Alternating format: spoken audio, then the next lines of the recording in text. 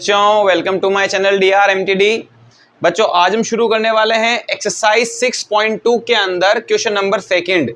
ये हमारा एक्सरसाइज 6.2 का लास्ट क्वेश्चन है। इसके बाद में वैसे देखा जाए तो अपने चैप्टर 6 भी कंप्लीट हो जाएगा। तो देखो क्वेश्चन नंबर सेकंड क्या कहता है, स्टेट ट्रू और फॉल्स। हमारे पास कुछ स्टेटमेंट दिए गए हैं और हमें बताना है कि ये स्टेटमेंट ट्रू है या फिर फॉल्स है। हम इनको एग्जाम्पल के साथ सॉल्व करेंगे, ठीक है ना। देखो फर्स्ट स्टेटमेंट क्या है आपके, cube of any odd number is even. किसी भी ऑड नंबर का अगर क्यूब किया जाए तो आपको क्या ऑब्टेंड होगा, इवन ऑब्टेंड होगा। मैंने आपके सामने 1 से लेकर 10 तक क्यूब्स लिखे हैं, ठीक है ना। क्यूब का मतलब आप जानते ही हो, पावर 3 होगी और उसे 3 टाइम मल्टीप्लाई करना होगा। जैसे 2 का क्यूब फाइंड करना है तो 2 के ऊपर 3 लिख दो और 2 को 3 टाइम्स मल्टीप्लाई करो, आपको मिलेगा 8। इट मींस 2 का क्यूब 8, 3 का क्यूब 27, 4 का क्यूब 64। आपके सामने 1 से लेकर 10 तक क्यूब लिखे हुए हैं।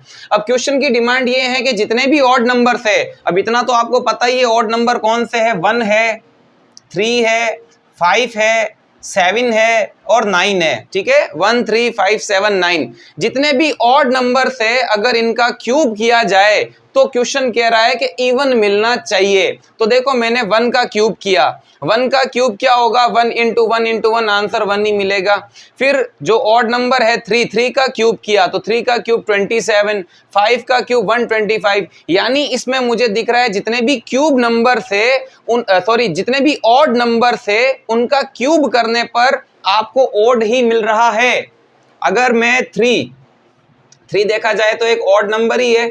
अगर मैं इसका क्यूब फाइंड करता हूं तो 3 मल्टीप्लाई 3 आंसर मिलेगा 27। 27 भी तो एक ऑड नंबर ही है। इसके पीछे देखो 7 है, ठीक है, जिसका लास्ट डिजिट 1 3 5 7 9 होता है वो क्या होता है, ऑड नंबर होता है। 27 एक ऑड नंबर है।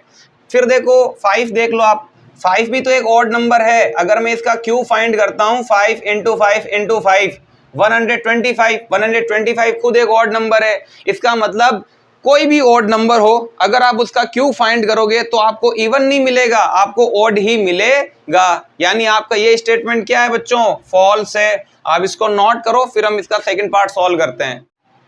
सेकंड स्टेटमेंट है आपके बच्चों, a perfect cube does not and with 2 0। एक परफेक्ट क्यूब नंबर कभी भी 2 0 पे खत्म नहीं होता है, स्टेटमेंट का ये कहना है। तो सबसे पहले आप 1 से लेकर 10 तक क्यूब देखिए। 1 का क्यूब क्या होता है, 1 होता है। 2 का क्यूब 8 होता है। 3 का क्यूब 27 होता है। 4 का क्यूब 64 होता है। 5 का क्यूब 125। इस तरीके से 10 का क्यूब 1000। यानी एक चीज तो फिक्स हो गई कि जिसका लास्ट मतलब जिसमें लास्ट में 0 नहीं होगा, जैसे कि यहाँ इन सब में तो एक ही डिजिट है, जिसके लास्ट में 0 नहीं होगा उसका क्यूब भली आप कुछ भी करो उसके लास्ट में 0 मिलेगा ही नहीं। पहली बात तो ये हो गया। जैसे कि 10 है, 10 के पीछे 0 है, यानी कि 10 के लास्ट डिजिट 0 है, तो इसका क्यूब करो या स्क्वायर करो तो उसमें लास्ट में 0 मिलेगा। कुल मिला के 1 से लेकर 9 तक तो आपको देखने की जरूरत ही नहीं है। आप सीधा देखो 10 का क्यूब, क्या देखेंगे अपन, 10 का क्यूब देखेंगे और 10 का क्यूब कितना है, 1000।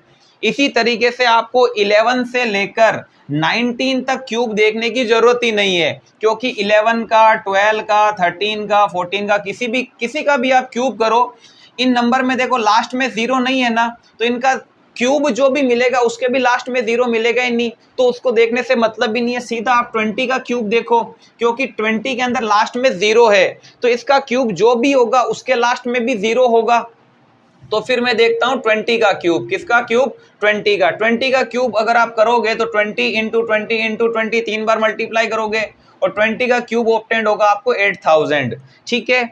यानी जो परफेक्ट क्यूब नंबर है, जैसे कि 1000 है, 8000 है, स्टेटमेंट का क्या कहना था कि परफेक्ट क्यूब नंबर कभी भी 2 0 पे खत्म नहीं होगा। बात तो सही है, परफेक्ट क्यूब नंबर जो होते हैं वो हमेशा देखो लगभग 3 जीरो पे खत्म होते हैं। परफेक्ट क्यूब के लास्ट में कभी भी 2 जीरो नहीं होंगे। दो एग्जांपल देखे, एक तो 10 का एग्जांपल देखा, एक 20 का एग्जांपल देखा। ऐसे आप 30 का भी एग्जांपल देख सकते हो। 30 का क्यूब फाइंड करो। जब अपन 30 का क्यूब फाइंड करेंगे, 30 इंटू 30 इंटू 30, 3 3 9, 9 3 27 और पीछे 3 जीरो लगा दो। तो जो ये परफेक्ट क्यूब नंबर है 27,000 एक परफेक्ट क्यूब नंबर एक ही नहीं है, तो इसके लास्ट में भी 3 जीरो है, ठीक है ना, 2 जीरो तो नहीं है। तो यही स्टेटमेंट कह रहा था, the perfect cube does not and with 2 zero. Perfect cube number कभी भी 2 जीरो पे खत्म नहीं होगा।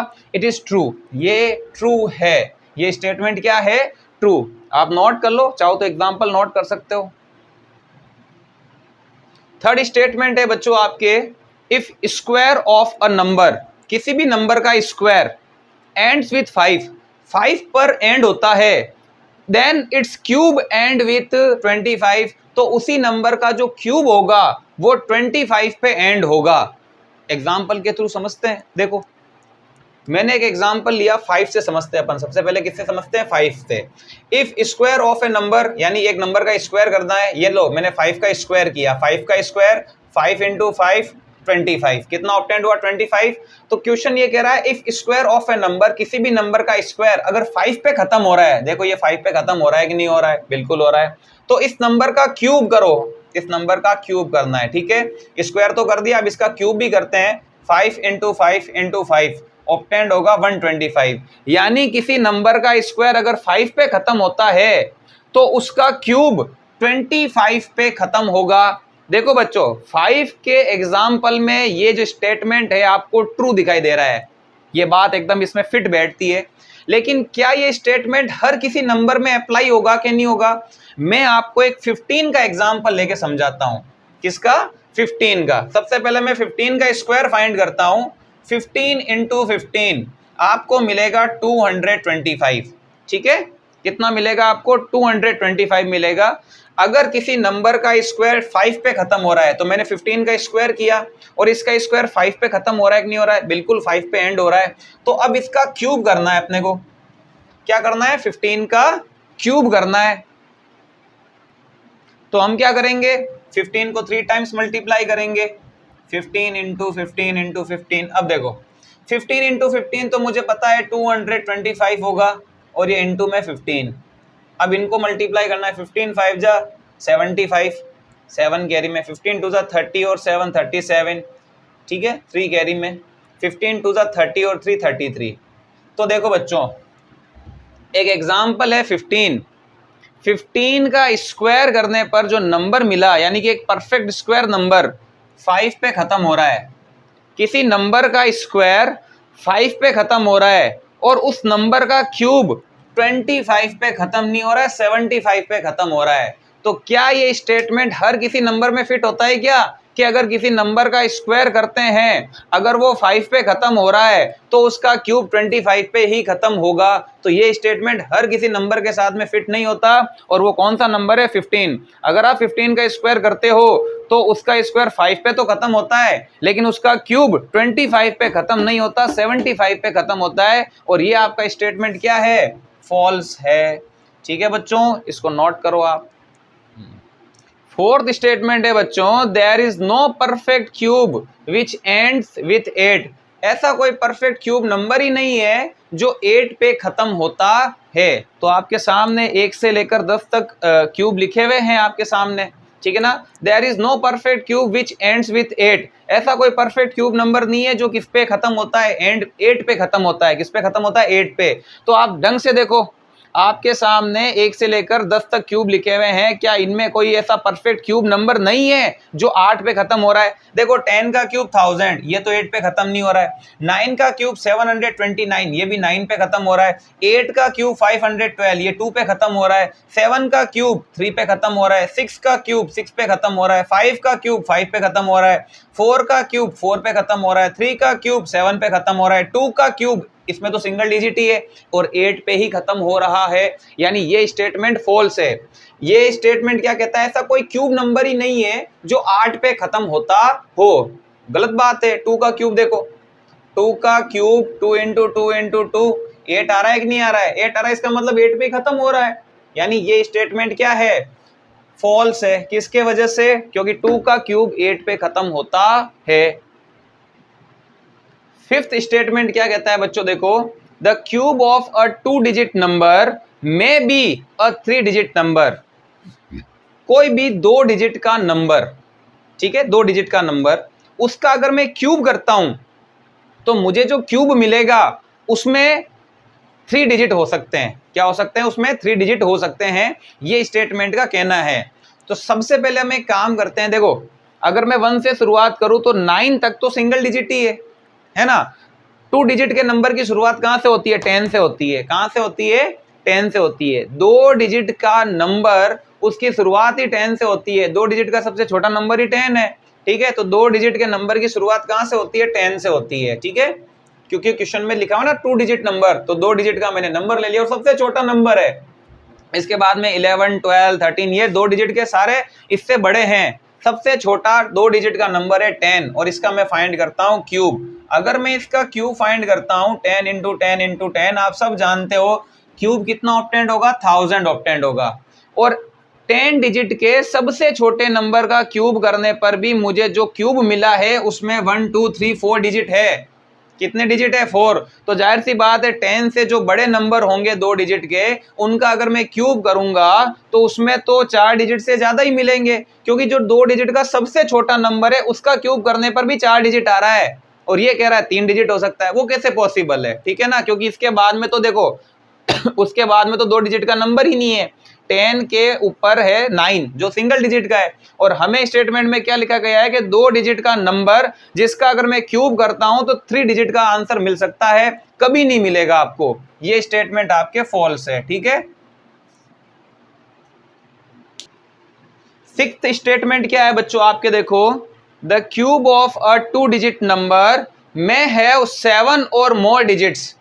क्वेश्चन ये कह रहा है कि 2 डिजिट का कोई नंबर है जिसका क्यूब अगर किया जाए तो उसके क्यूब में 7 डिजिट हो सकती है या 7 से ज्यादा भी हो सकती है, ऐसा स्टेटमेंट का कहना है। यानी 2 डिजिट का एक नंबर होगा, अगर आप उसका क्यूब करोगे तो उसके अंदर 7 डिजिट हो सकती है या 7 डिजिट से ज्यादा भी हो सकते हैं। तो मैं एक काम करता हूं, सबसे पहले मैं 2 डिजिट का जो सबसे बड़ा नंबर है, 2 डिजिट का सबसे बड़ा नंबर कौन सा है? 99, क्योंकि उसके बाद में तो 100 आ जाता है और 100 के अंदर 3 डिजिट है।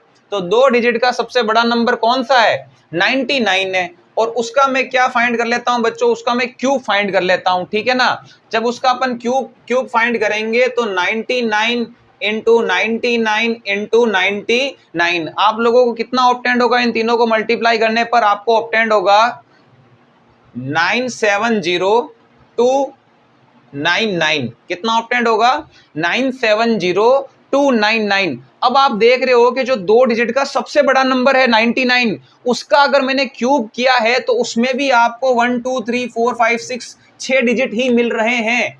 इसके बाद में तो 2 डिजिट का कोई नंबर ही नहीं है, सबसे बड़ा नंबर ही 99 है। उसका क्यूब करने पर भी मुझे केवल कितने डिजिट मिले? उसमें 6 डिजिट मिले। और ये साहब क्या कह रहे हैं? 7 डिजिट होंगे या 7 से ज्यादा होंगे, तो ये तो बिल्कुल ही पॉसिबल नहीं है। तो ये स्टेटमेंट भी आपके क्या है? फॉल्स है।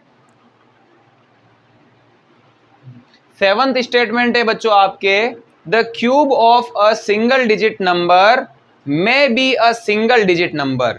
ये कह रहा है कि कोई सिंगल डिजिट का नंबर है, ठीक है, अगर मैं उसका क्यूब करता हूं तो मुझे सिंगल डिजिट में भी आंसर मिल सकता है। तो बिल्कुल मिल सकता है, उसमें कोई गलत बात नहीं है। देखो 1 का क्यूब, 1 एक सिंगल डिजिट नंबर है, इसका मैंने क्यूब किया, क्या मिला? 1, उसमें भी सिंगल डिजिट है। 2 देखो, 2 सिंगल डिजिट है, इसका मैंने क्यूब किया, कितना मिला?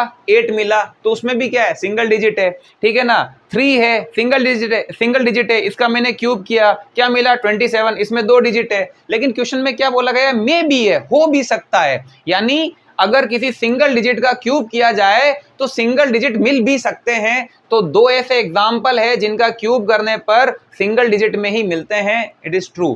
कैसे? देखो 1 एक सिंगल डिजिट है, अगर मैं इसका क्यूब करूंगा तो मुझे जो आंसर मिलेगा वो भी सिंगल डिजिट का होगा।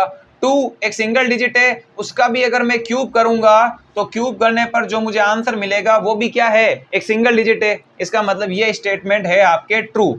ओके, इसमें ये नहीं कहा गया है कि होना ही चाहिए, इसमें ये लिखा गया है may be a single digit, यानी सिंगल डिजिट हो भी सकता है।